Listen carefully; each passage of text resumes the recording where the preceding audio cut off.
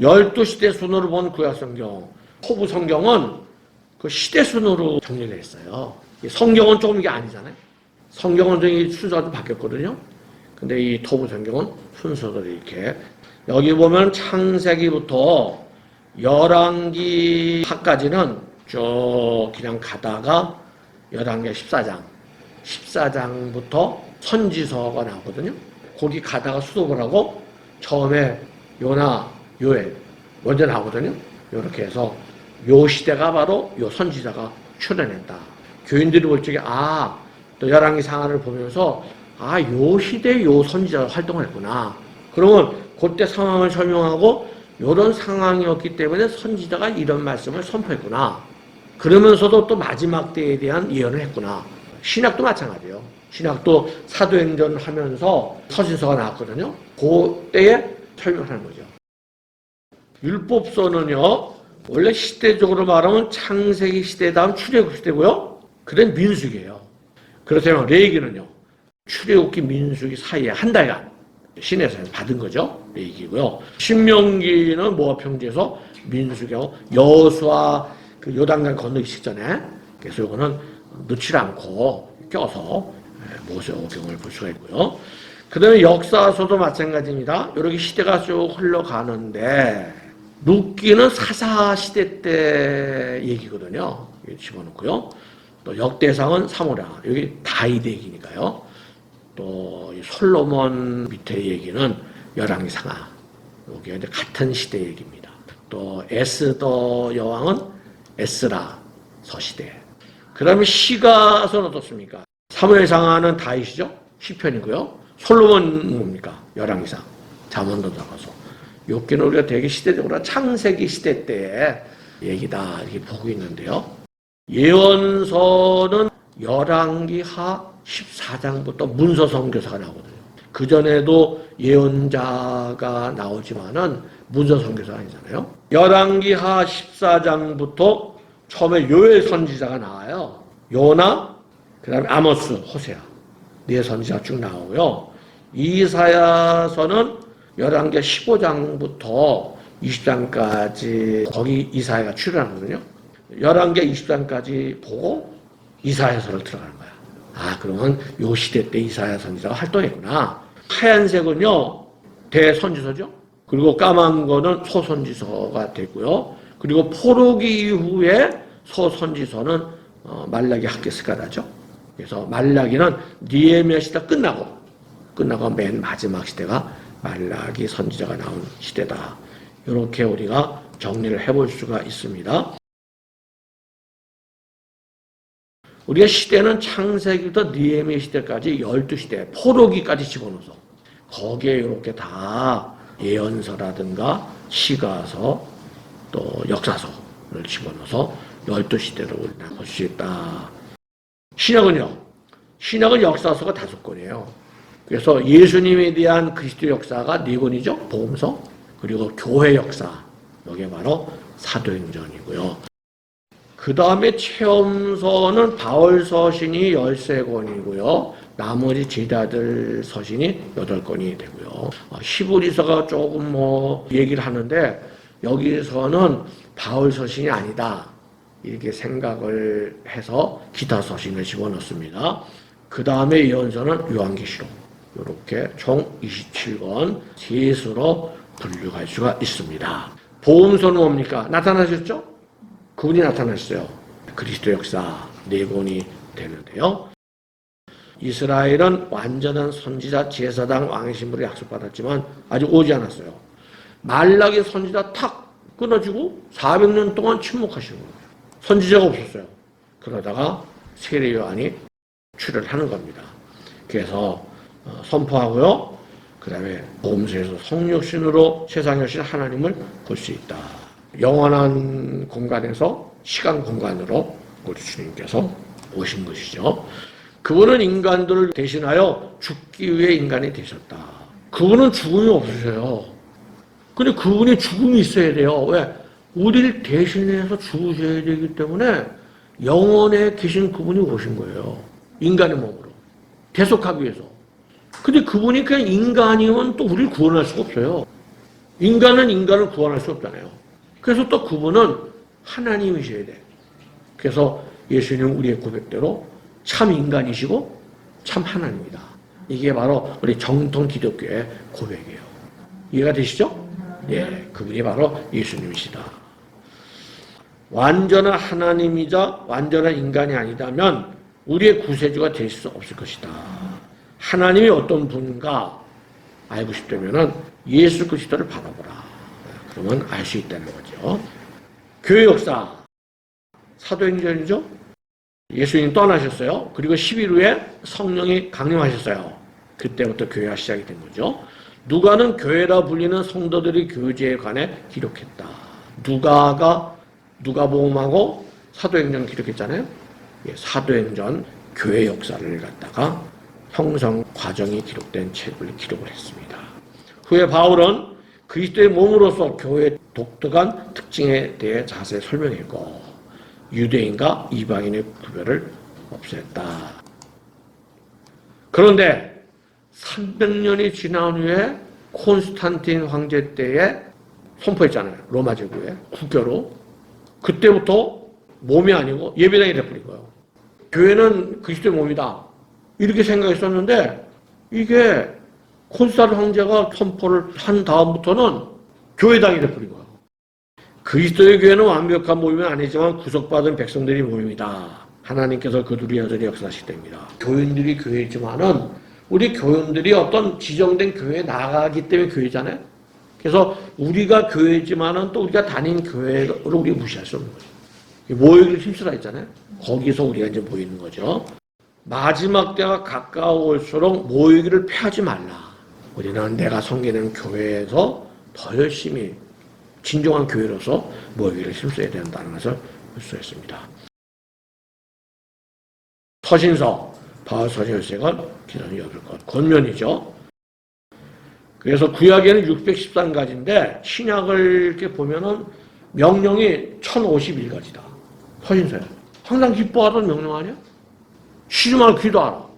범사에 감사하다. 이게 명령이에요. 율법이에요. 권면하는 거죠. 율법은 없어진 게 아닙니다. 예수님도 완성하러 오셨다 그랬죠? 율법을 폐하러 오신 게 아니에요. 우리가 어떻게 행해야 되는가 알려면 서신서 우리가 더 정독을 해야 된다. 신약의 예언서는 요한계시록 마지막이죠. 완성. 창세기의 모든 것의 기원을 기술한다면 요한계시록은 완성. 창세기는 훼손이죠. 근데 요한계시록은 완벽하게 복원되는 것을 보여주고 있습니다. 요한계시록은 두 가지가 나오죠.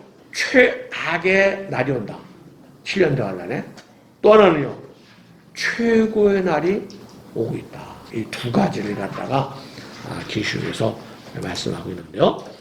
그래서 3장까지는 7개 뒤섞인 소식이죠. 훌륭한 교회도 있고요.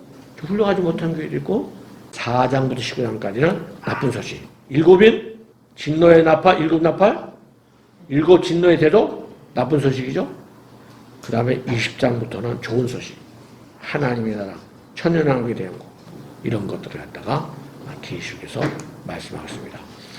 그러나 전쟁의 한창일 때 예수님께서 나타나 대적들을 굽으실 것이다. 그분은 자신의 완벽한 나라를 세우실 것이며 창조된 모습을 그대로 세상을 세우실 것이다. 어떤 분이 예수님이 오는 것도 안 믿는 분이 있어요. 예수님 재림하신다니까? 근데 예수님 재림을 앞으로 1000년이 있다. 아니면 1000년도 생각을 안 해. 언젠가는 오시겠지 생각을 하는데 예수님 오신다는 개념이 없어요. 예수님 언제 오실까요? 아니, 오셔요? 어떤 목사님이 그걸 안 믿는 목사님이 있어요. 예수 오신다니까? 언제 오셔요? 아버지만 하셔요? 우리 몰라요? 성경에 그렇게 돼 있어요? 성경에 아버지만 하시고 우리는 모른다고 돼 있어요? 우리는 모른다는 게 아니라 아버지만 알고 진정을 보면 그 때는 알 수 있지만 예수님이 오시는 재림에 대한 거는 날짜와 때가 없잖아요. 오시는 그 날에 대한 건 없잖아요. 아버지만 아시잖아요. 하나님 아버지. 그렇죠. 오시는 그날은 모르죠. 근데 그때쯤은요? 언제 오시겠다는 말씀이 있는데 언제 오시겠다 이런 날짜를 날짜는 없어요. 시험을 다 없는데 그런데요. 징조는 이제 이렇게 말씀을 징조가 지금 일어나고 있어요? 많이 일어나십니까? 많이 일어난 거죠. 이런 코로나를 가지고. 그거를 자세하게도 공부할 겁니다. 따로 우리가 시간을 내서 종말론을 들으실 거예요. 여러분 생각한 것보다 정말 가깝다고 하는 걸 볼 수 있을 겁니다. 얼마 안 남았어요. 몇십 년을. 인간에게 성경을 주신 목적은 하나님과 그리스도를 알게 하기 위해서입니다. 예수님을 안다는 것을 영생을 위한다. 자, 그래서 신약을 정리하면요. 새 언약의 응답이 복음서죠. 예수님이 출애하신 걸 말씀하셨죠. 그 은혜 받은 사람들이 성령 받고 그 증인들 이야기가 사도행전이고요. 또 해설을 한 것이 서신서가 되겠죠. 그리고 완성, 바로 계시입니다. 신약을 설명할 수 있습니다. 신약도 12시대 손으로 이렇게 정리를 해서요. 네 번째 시대까지는 동시대입니다. 이걸 맞추기 위해서 한 겁니다. 동시대고요. 그 다음에 사도행전 12장. 그래서 계시록 시대까지 이렇게 되는데요. 이걸 줄여서 보면은 12장까지 교회가 형성됐고요. 그래서 12장에 그리스도인이라는 말을 들었잖아요. 안디옥에서. 그 다음에 석장씩 더합니다. 1차 여행이 석장까지가 3차 여행까지고요. 그 다음에 끝장까지가 바울 4차 정도예요. 또 로마 감옥에 갇혔다가 풀려나서 서바나까지 여행했다고 우리가 생각이 들어요. 그걸 마치고 난 다음에 순교를 당하고요. 나머지 제자들 후기 사도 시대 말씀 전하고 그리고 거의 1세기 끄트머리에 요한계시록 역사적으로 이렇게 우리가 신약 성경을 시대순으로 정리해 볼 수가 있습니다. 넷째 시대까지는 동시대인데요. 사복음서. 이게 복음서지만 제자들이 다 성격이 틀리잖아요. 그래서 받는 그런 것이 다 똑같은 하나님의 말씀이지만 틀려요. 그래서 마태복음은 뭘 강조하냐면 예수님은 왕이시다. 왕에 대한 얘기가 많이 나와요. 그 마태복음의 성탄의 얘기도 왕이 나셨다고 그러잖아요. 왕. 마가복음은 인자가 온 것은 성경을 받으려 함이 아니라 섬기려 하고 종에 대해서 많이 나오거든요. 누가복음은요, 인간이요. 선한 사마리아 사람이라든가 뭐 탕자의 비유라든가 뭐 이런 것이 누가복음이 나오잖아요. 요한복음은요, 하나님이에요. 나를 본 자는 하나님을 봤다. 뭐 내가 하나님입니다. 이런 게 요한복음에 많이 나오거든요. 그래서 다 똑같은 하나님 말씀이지만 어디를 중심으로 둬서 말씀을 전개해 나가느냐? 이거는 우리 인간이 목사님들도 다 전개해 나가는 게 틀려요. 성령의 감동을 받아서 나름대로 성격대로 전개해 나가는 거거든요.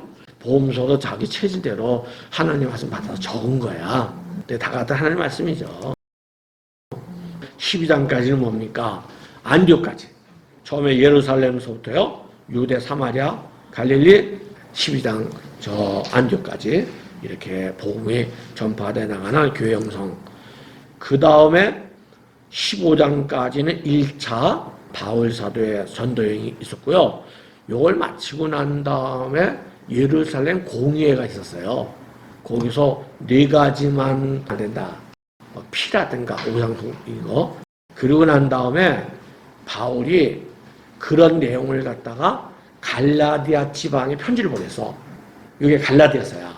그래서 바울 서신 중에 제일 처음에 갈라디아서래. 1차 여행을 뭡니까? 바울이 이렇게 도베까지 갔다가요. 돌아와서 아탈리아로 해서요. 안디옥까지 왔다. 요게 바로 사도 바울의 1차 여행이 되겠고요. 여기서 예루살렘 공회에 그걸 적어서 갈라디아 지방 거기에 전한 것이 갈라디아서다. 2차 여행 중에 바울이 마게도냐로 해가지고서는요. 고린도까지 왔어요.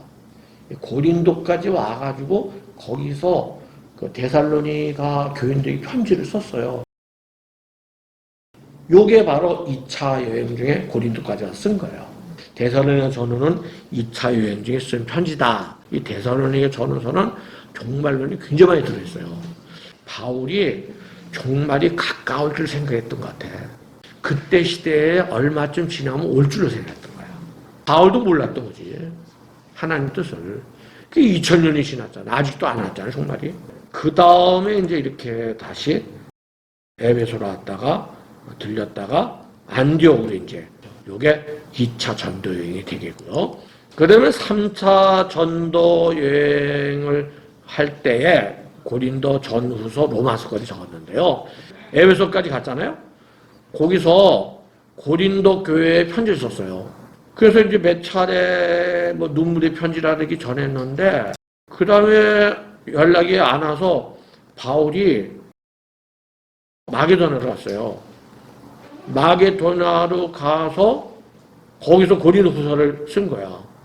써서 이걸 갖다가 디도를 통해서 고린도 교회에 전하고 그리고 이제 바울이 고린도까지 왔죠. 와서 여기서 로마서를 쓴 거예요. 그래서 3차 여행 중에 고린도 전후서 로마서를 쓴 겁니다. 이 3차 여행이 21장까지인데요. 21장까지 사도행전을 우리가 보고 난 다음에 뭘 봐야 될까요? 고린도 전후서 로마서를 보는 거야.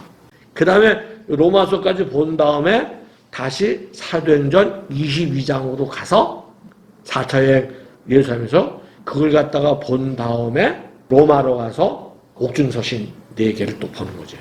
이렇게 봐야 요게 시대 순으로 우리가 공부를 하는 거거든요. 4차 여행 죄수의 몸으로 로마로 가서 감옥 안에서 에베소, 골로새, 빌레몬, 빌립. 그래서 이걸 에골, 빌은 똑같으니까요. 네 자를 줘서 에골, 빌레빌.